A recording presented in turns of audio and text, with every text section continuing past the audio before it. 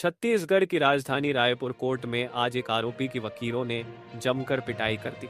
पिटाई का वीडियो भी सामने आया है। भारी सुरक्षा के बीच आरोपी को कोर्ट में पेश किया जा रहा था। इसी दौरान कोर्ट परिसर में मौजूद वकीलों की भीड़ ने आरोपी की जमकर धुनाई कर दी। दरअसल ये पूरा मामला खमतराई क्षेत्र का है। शिवानंद नगर में मंगलवार की रात वकील दिरगज शर्मा के साथ बदमाश अजय सिंह ने मारपीट की थी। बताया जा रहा है कि वकील दिरगज शर्मा का कैंसर का उपचार चल रहा है। आरोपी के हमले के बाद पीड़ित का दांत टूट गया। जानकारी सामने आई है कि आरोपी ने यह हमला किसी केस को लेकर चल रहे विवाद में किया था। इधर जैसे ही वकील दिरगज पर हमले की जानकारी रायपुर के अधिवक्ताओं को हुई तो उनमें भारी आक्रोश पैदा हो गया। पुलिस ने पीड़ित की शिकायत पर आरोपी अजय सिंह को गिरफ्तार किया और आज 17 जनवरी की दोपहर को रायपुर कोर्ट में पेश करने पहुंची थी। आरोपी के कोर्ट पहुंचने की खबर मिलने के बाद भारी संख्या में वकीलों की भीड़ कोर्ट परिसर के बाहर जमा हो गई। आरोपी जैसे ही कोर्ट आया तो उसकी वकीलों ने जमकर पिटाई कर दी। वकीलों में घटना को लेकर आक्रोश इतना था कि जब आरोपी पेशी के बाद कोर्ट के बाहर निकला तो वकीलों ने फिर से उसकी पिटाई कर दी। पुलिस ने जैसे तैसे भीड़ से आरोपी को अलग किया और अपने साथ गाड़ी में बिठाकर उसे ले आई। झारखंड में फायरिंग की घटना को अंजाम देकर फरार आरोपी को रायपुर क्राइम ब्रांच ने गिरफ्तार किया है। कुख्यात सुजीत गैंग का आरोपी शूटर है। रांची के थाना और मांझी में आरोपी विक्की वर्मा के खिलाफ कई अपराध दर्ज है। अपराध क्रमांक 189, 24 धारा 109, 118 1, 118(2), 111(2), 111(3), 111(3), 111(4), 111(4), 111(6), 111 308(2), 308 308 ये जिला रांची के थाना और मांझी में दर्ज 308, 5, 61, 2B ANS 27 आर्म्स एक्ट के प्रकरण में फायरिंग एवं रंगदारी में संलिप्त आरोपी विक्की वर्मा के संबंध में रायपुर पुलिस को सूचना प्राप्त हुई थी। आईजी अमरेश मिश्रा व एसएसपी डॉक्टर लाल उमेद सिंह के निर्देशन में रायपुर क्राइम ब्रांच की टीम द्वारा आरोपी विक्की वर्मा की लगातार सघन पतासाजी करते हुए गोपनीय ऑपरेशन चलाकर घेराबंदी की गई।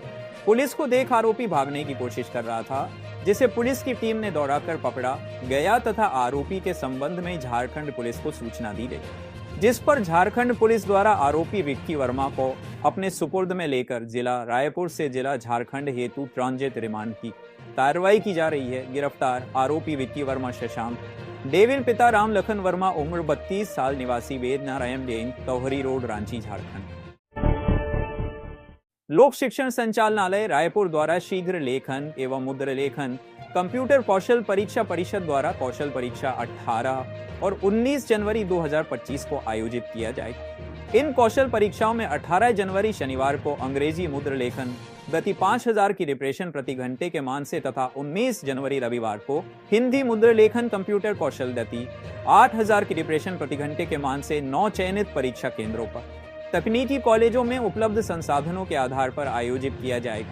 इन तिथियों में आयोजित परीक्षा संबंधी विस्तृत जानकारी के लिए परीक्षार्थी परिषद की वेबसाइट ctsp.nic.in https://ctsp.in http://cg.nic.in का अवलोकन कर सकते हैं।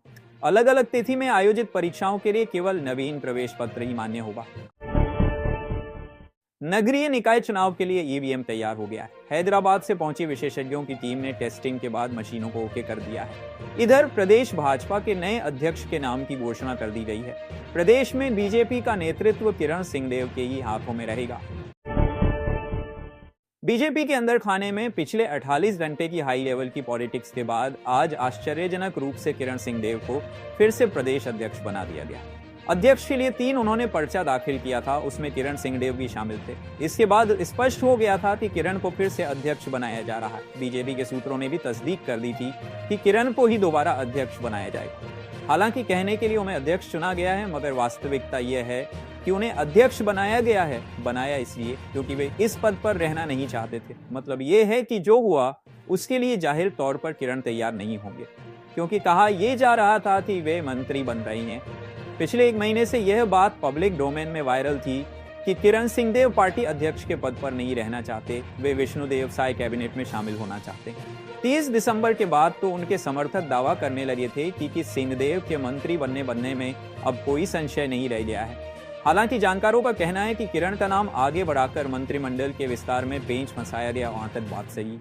यह भी हकीकत है कि उसके बाद तय किया गया कि मंत्रिमंडल के विस्तार से पहले अध्यक्ष का फैसला हो जाए।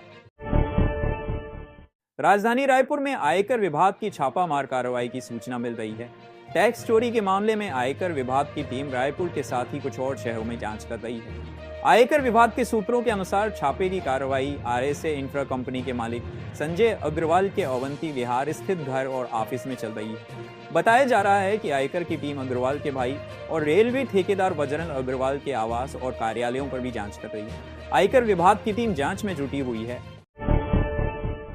19 जनवरी को विष्णुदेव कैबिनेट की बैठक होने जा रही है। मंत्रालय में 11:30 बजे बैठक का टाइम तय किया गया है।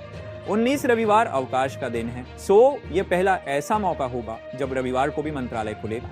कैबिनेट की बैठक में मुख्यमंत्री सचिवालय, सभी 10 मंत्रियों के विभाग समेत जिन विभागों के मसले कैबिनेट के एजेंडा में शामिल होंगे, उनके अधिकारी कर्मचारी रविवार को मंत्रालय में मौजूद रहेंगे। रविवार को बैठक बुलाने का आशय नगरीय और पंचायत चुनाव के आचार संहिता बताया जा रहा है। राज्य निर्वाचन आयोग 20 जनवरी को सुबह चुनाव का ऐलान कर देगा। इसको देखते कैबिनेट की बैठक बुलाई गई है। बता दें, आचार संहिता प्रभावशील होने के बाद सरकार न कोई नए काम का ऐलान कर पाएगी और न ही नया कोई फैसला ले पाएगी। छत्तीसगढ़ के बीजापुर में सुरक्षा बलों की कार्रवाई से बौखलाए नक्सलियों ने ग्रामीण की हत्या कर दी। नक्सलियों के द्वारा ग्रामीण को उसके घर से अगवा किया गया और फिर गला घोंटकर उसकी हत्या कर दी गई। शव के पास पर्चा भी बरामद हुआ है। दरअसल ये पूरा मामला बीजापुर के थाना मिरतुर के ग्राम हल्लूर का। 16 जनवरी को माओवादियों के द्वारा ग्राम हल्लूर निवासी ग्रामीण कुक्कू हप्पा 28 वर्ष का अपहरण कर लिया और फिर उसकी हत्या कर दी गई। नक्सलियों ने घटना को गुरुवार की शाम 6 बजे अंजाम दिया। शव के पास से प्रतिबंधित भाकपा माओवादी संगठन भैरमगढ़ एरिया कमेटी द्वारा जारी पर्ची बरामद हुआ। नक्सलियों ने मृतक पर पुलिस मुखबिरी का आरोप लगाकर हत्या करने की बात कबूल की है। फिलहाल पुलिस की टीम मौके पर पहुंचकर शव को पोस्टमार्टम के लिए भेज दिया है। साथ ही मामले की जांच भी की जा रही है। वित्त एवं वाणिज्य कर मंत्री ओपी चौधरी ने पहल करते हुए रजिस्ट्री विभाग के पुनरीक्षित सेटअप को स्वीकृति दी है। इस नए सेटअप में पंजीयन विभाग में विभिन्न श्रेणी के 85 नए पद सृजित किए गए हैं। इसके साथ ही मंत्री ओपी चौधरी ने पंजीयन विभाग के वर्तमान लागू सेटअप के विभिन्न श्रेणी के लगभग 100 रिक्त पदों पर तत्काल भर्ती को मंजूरी भी दी है। विदित हो कि राज्य विभाजन के बाद से 24 वर्षों से रजिस्ट्री विभाग का सेटअप डिवीजन बंद। रजिस्ट्री विभाग के अधिकारी कर्मचारी लंबे समय से सेटअप पुनरीक्षण की मांग कर रहे थे। सेटअप रिवीजन नहीं होने से रजिस्ट्री विभाग के कर्मचारियों अधिकारियों को पदोन्नति के अवसर नहीं मिल पा रहे थे। 25-30 साल की सेवा के बाद भी एक भी पदोन्नति नहीं मिल पा रहा, जबकि उनके समकक्ष दूसरे विभाग के अधिकारी कर्मचारी 3-4 पदोन्नति प्राप्त कर चुके होते थे। राज्य विभाजन के बाद रजिस्ट्री विभाग का काम, दस्तावेज संख्या तथा राजस्व कई गुना बढ़ चुका है, लेकिन सेटअप रिवीजन नहीं होने से कर्मचारी अधिकारी काम के अत्यधिक बोझ से ग्रसित थे। राज्य विभाजन के बाद से दूसरे विभागों का सेटअप कई बार रिवाइज हो चुका है। पंजीयन विभाग के वर्तमान सेटअप रिवीजन में महानिरीक्षक पंजीयन पुष्पेंद्र मीणा ने भी काफी प्रयास किया। सेटअप रिवीजन से राज्य के युवाओं को भी रोजगार के अवसर मिलेंगे। छत्तीसगढ़ के बीजापुर जिले में नक्सलियों के खिलाफ ऑपरेशन में सुरक्षा बलों को बड़ी सफलता मिली है।